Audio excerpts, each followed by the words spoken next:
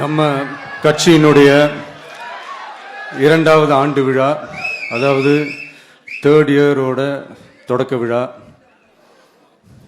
இன்னைக்கு தமிழ்நாட்டில் ஒரு மிகப்பெரிய ஒரு கட்சியாக நம்ம வளர்ந்து இருக்கிறோம் அப்படின்னா அது உங்களால் தான். ப்ளஸ் நம்மளை நேசிக்கிற கோடிக்கணக்கான மக்களும் தான் அதுக்கு ஒரு மிக முக்கிய ஒரு காரணம்.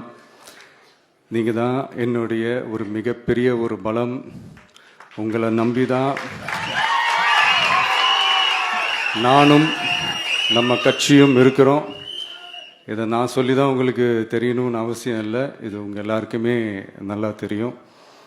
அதனால் இன்றைக்கி உங்கள் எல்லாருக்கும், நம்ம கட்சியில் இருக்கிற தோழர்களுக்கும் தொண்டர்களுக்கும், இந்த கட்சியினுடைய ஒரு தலைமை தொண்டனான என்னுடைய வாழ்த்துக்களும் நன்றிகளும்.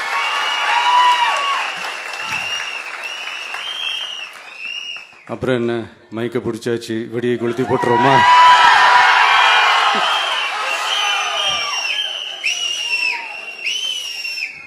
(1977) ஜூன் மாதம் நினைக்கிறேன், ஜூன் மாதத்தில் புரட்சி தலைவர் எம்ஜிஆர் அவர்கள் ரேடியோவில் ஒரு பேட்டி ஒன்று கொடுத்தாங்க. அதில் பேசும்போது சொன்னாங்க, பேரறிஞர் அண்ணா அவர்கள் இருந்த இடத்தில் இப்படிப்பட்டவர்களும் அமர்கின்ற ஒரு நிலைமை ஏற்பட்டுச்சேன்னு எண்ணி எண்ணி கண்ணீர் வடித்தேன். அன்னைக்கு அந்த கண்ணீரை துடைக்க ஆரம்பித்த இயக்கம் தான் அண்ணா திராவிட முன்னேற்ற கழகம்னு சொன்னார். அதே மாதிரி 2017 அப்புறம் 2021 அப்புறம் தமிழ்நாட்டுடைய நிலைமையை பற்றி யோசித்து பார்த்த நம்ம தமிழக மக்கள், காமராஜர் அவர்கள் இருந்த இடத்தில், அண்ணா அவர்கள் இருந்த இடத்தில், எம்ஜிஆர் அவர்கள் இருந்த இடத்தில் இப்படிப்பட்டவர்களும் அமர்கின்ற ஒரு நிலைமை ஏற்பட்டுச்சேன்னு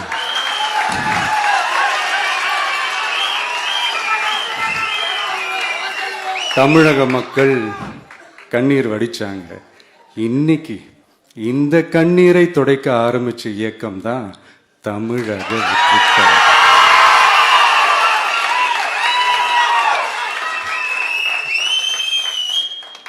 இப்படியெல்லாம் நம்ம பேசுறதுனால கண்டிப்பா சில பேர் கொந்தளிப்பாங்க.